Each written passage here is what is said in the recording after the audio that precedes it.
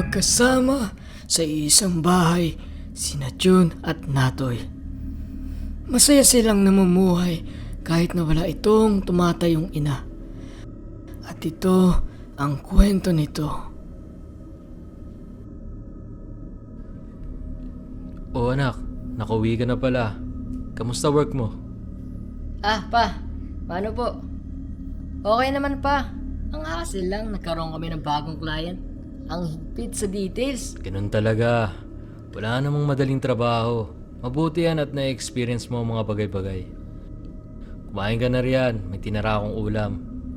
Kung di ko lang kailangan ng pera hindi ko papatusin yon.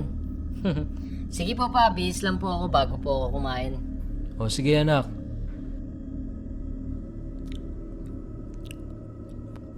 Apa, matanong ko lang. Paano kayo nagkakilala ni Mama? Di ba, magkalayo kayo ng probinsya? Mamaya ka na magsalita. Ubusin mo muna yung kinakain mo. Hindi nga po. Paano po? Pasaway. Ito kasing mama mo, nakilala ko sa isang event. Oo, kasal ng malayang kamag-anak namin na ginanap pa sa Hugonoy, Bulacan. Tapos po? Ayun na nga, doon ko siya nakilala. Alam mo ba, gapong-gapo sa akin ng mama mo noon. Kaya ako yung niligawan ng mama mo. Naku pa, kung naririnig ka lang ni Mama, baka sinapok ka na nun. Ano ka ba anak? O yun na nga, doon ko siya nakilala. Hanggang sa nakapagkilala ako. Nagpapadala pa ako sulat sa kanya noon. May araw pa nga na bibisitahin ko siya tapos ipag-iigib ko ng tubig. Hindi pa kasi uso yung mga telepono na yan eh. Oo nga, ang hirap pa naman ligaw noon. Buti na lang, iba na ngayon. Oo anak, nariyan pa nga yung haharanayin mo sila eh. Na hindi naman nawala noon, di ba? Pagsisibak mo sila ng kahoy, tsaka pagtulong na rin sa mga gawaing bahay.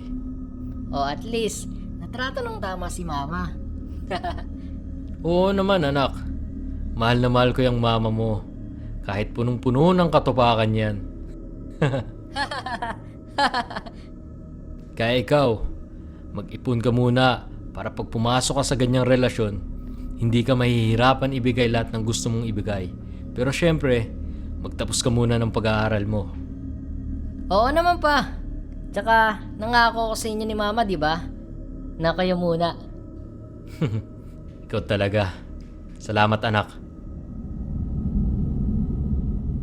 Bago tayo magpatuloy, ikaw nga. Ikaw na nakikinig sa akin. Pwede mo bang pindutin ang subscribe button at ishare mo na rin ito sa mga friends mo. Huwag mong kakalimutan ang notification bell.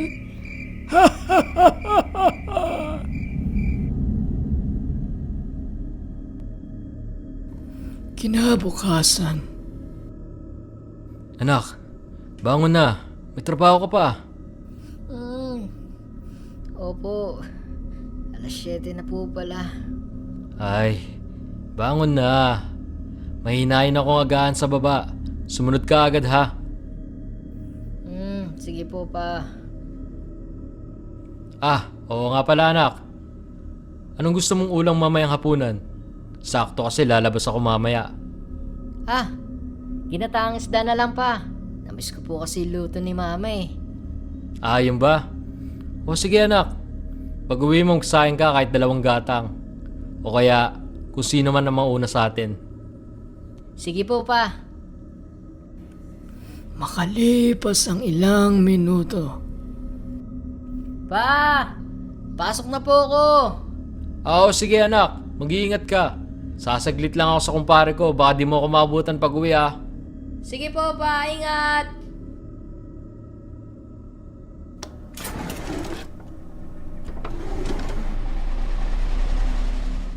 O anak, andiyan ka na pala. Ito na yung ginatamong isda. Nakapagsaing ka ba? Opo pa, andito po ako sa taas. Oh, ba't wala pang sinaing? Umakyat na si June para makausap ang anak nito. Anak, nasa kwarto ka ba? Anak, ba't di sumasagot tong batang to? Anak, papasok na ako ha. Oh, nasan yun? Parang kanina lang kausap ko pa.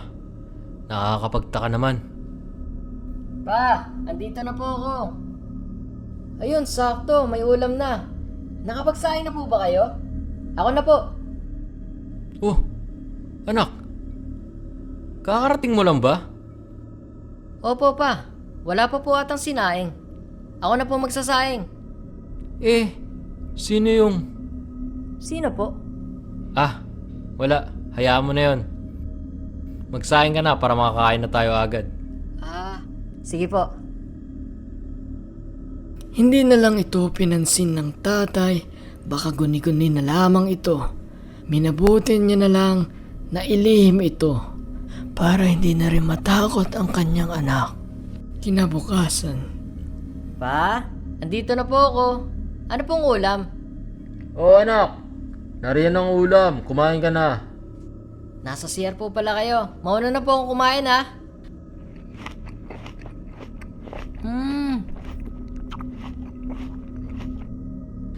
patapos nang kumain si Natoy, nang biglang... Oh, buti nakauwi ka na. Kumain ka lang dyan ha. Opa, hindi po ba nasa CR po kayo? Ano bang pinagsasabi mo? Kakauwi ko lang oh. May dinaanan lang ako sa kumpare ko kanina. Hala, sino po yung kausap ko kanina? Anak, sa palagay ko, hindi lang tayo ang naririto.